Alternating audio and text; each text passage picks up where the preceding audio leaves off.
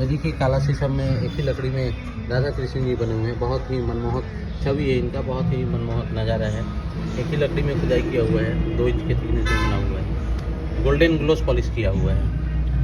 इसमें अलग अलग एंगल से अलग अलग लाइट रिफ्लेक्ट होता है और बहुत ही सुंदर कारीगरी है, मन को मोह लेने